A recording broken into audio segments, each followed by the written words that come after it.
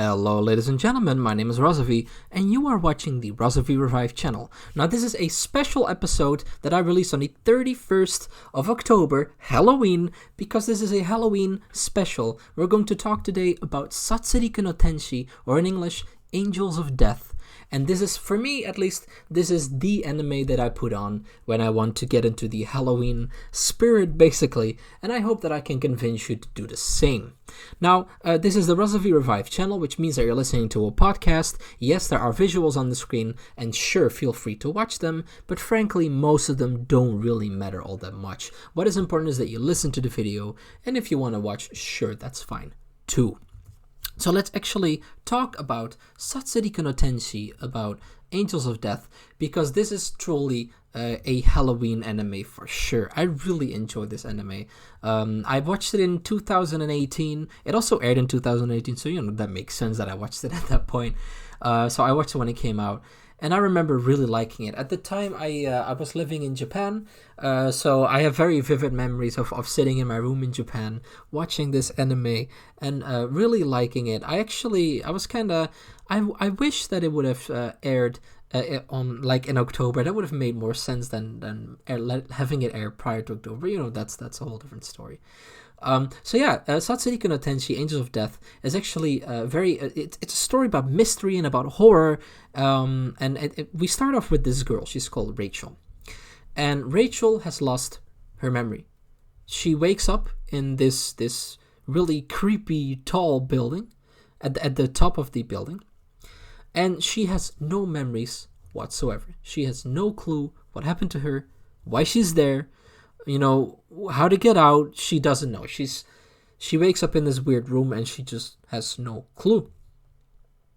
Now, once she gets out of this room, everything is kind of, it's a very creepy building. She truly, as you can imagine, she's scared, of course. She just doesn't know where to start, where to go. There's only this elevator.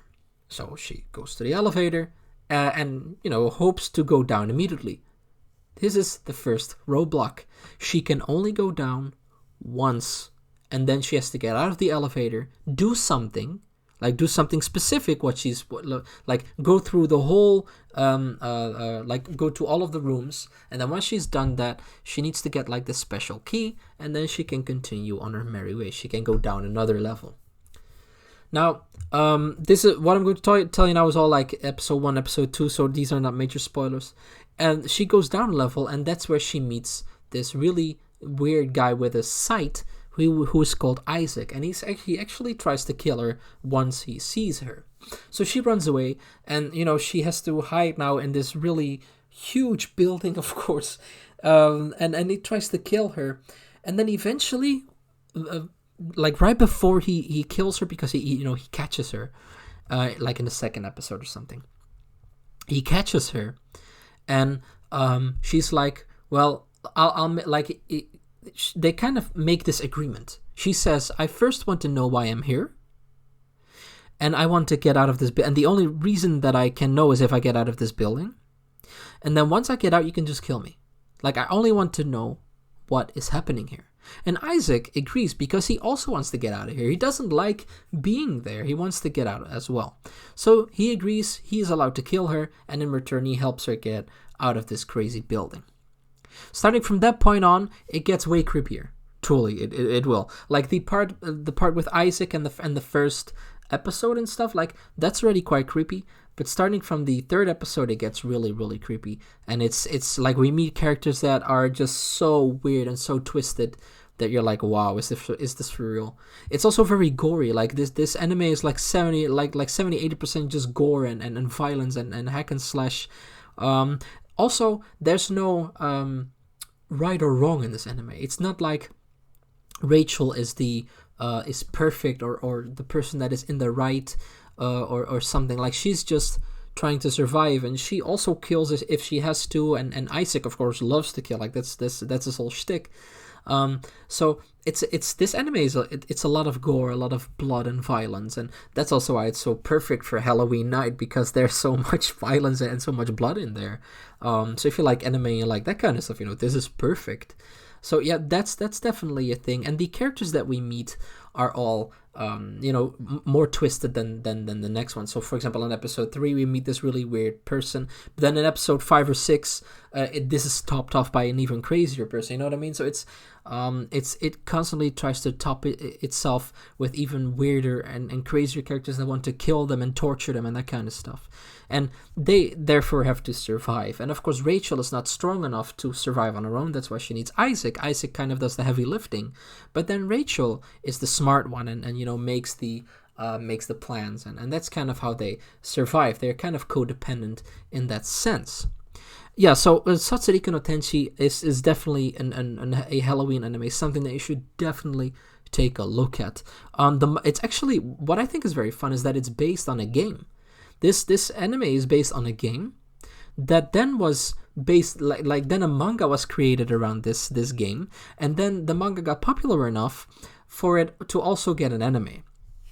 So I really like that. Like this, the whole journey of starting out with this, and actually the game, it's not a very pretty game or anything. It's a good game, don't get me wrong, but like it doesn't have very pretty visuals or anything, while this anime does. Like the character design of this anime is awesome. Like these characters are so well designed.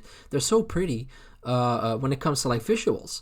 And also the manga is also very good. Like the visuals in the manga are crazy good. So I like the fact that it started out with such a simple game that has the same story, the same concept, just turn into a manga and then turn into an anime. I like that. I really enjoy that idea of having it playing out that way. Now, I'm not sure if I do believe the game is either very cheap or free.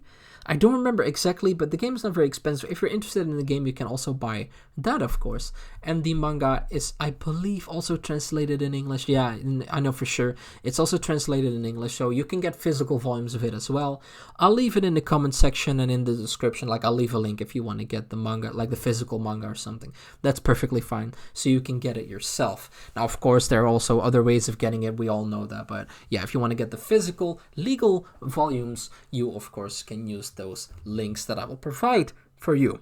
So yeah, Satsuriku no Tenshi, do I recommend it? Absolutely, it's great.